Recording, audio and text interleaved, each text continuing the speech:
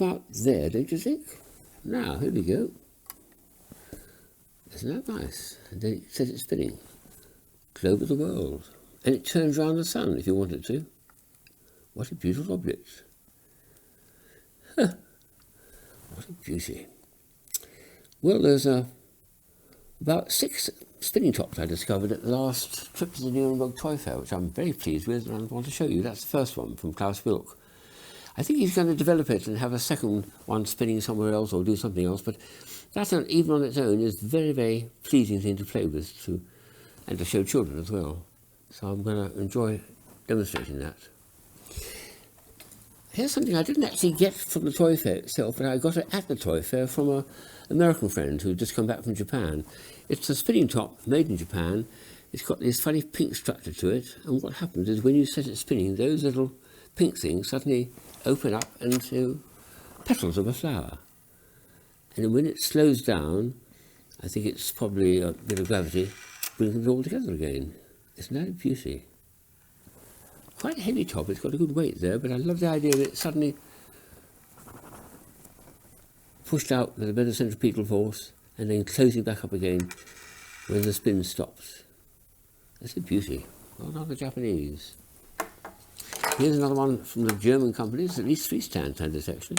I think it's a very elegant version of a blow top. You've got to blow on this to make it spin. Well, to keep it spinning, I should say. You start it like that actually.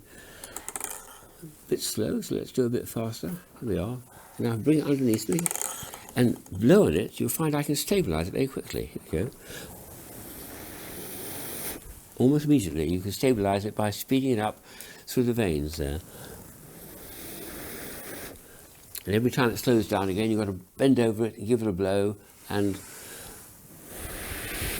the air current makes it spin faster and faster. That's a real beauty. It wasn't until I took it home, actually, I discovered something else about it, and that is that the item itself is actually held in that position by a magnet.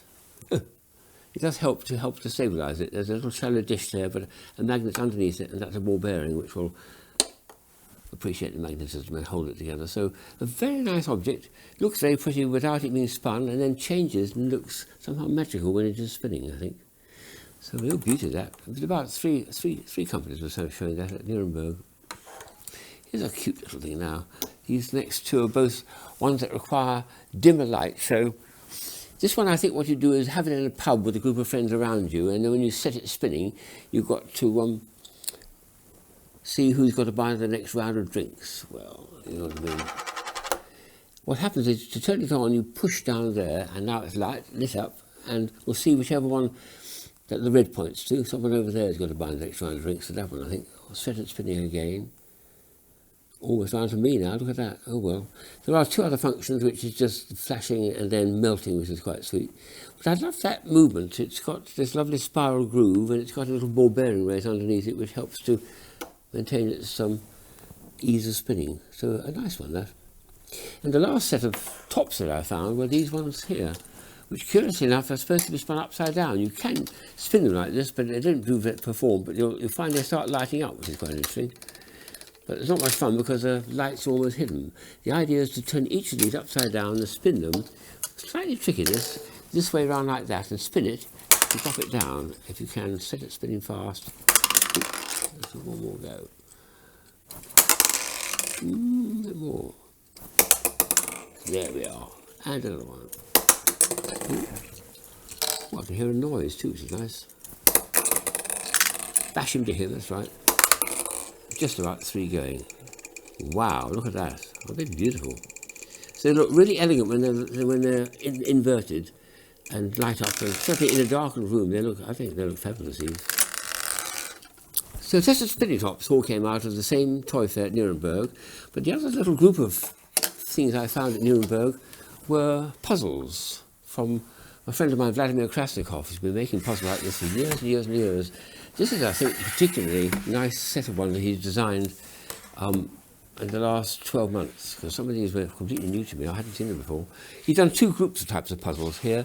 One is what they call missing area paradoxes, where you have to disassemble all these pieces and find a way of getting that green triangle into into the field there as well. And there's gaps there, but the gaps are all completely the wrong shape. They're all long slits.